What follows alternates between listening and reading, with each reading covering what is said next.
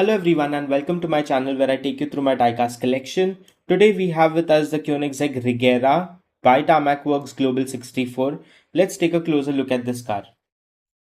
Tarmac Works has done absolute justice to this 1500 horsepower monster. As you can see, it comes in this really beautiful red metallic paint. The lights are acrylic and it has bulb details as well. The Koenigsegg logo is perfectly done in the center, and you have those canards at the side to make it look very sporty.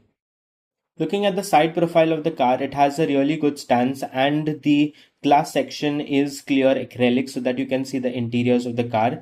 It comes with detailed rubber tires and rims.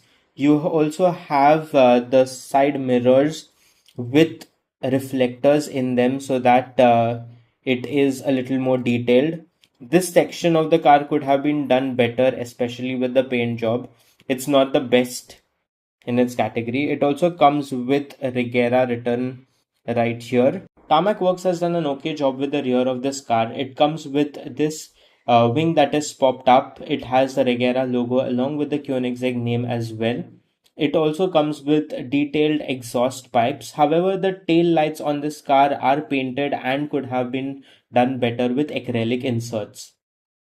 On the top, you have the Ghost logo, which looks beautiful and comes with a clear acrylic piece so that you can take a look at the cockpit inside the car. I had a QC issue with my model wherein this wing was broken, and while sticking it together, it left a smudge on the car. So, Tarmac Works, please take a look at the packaging.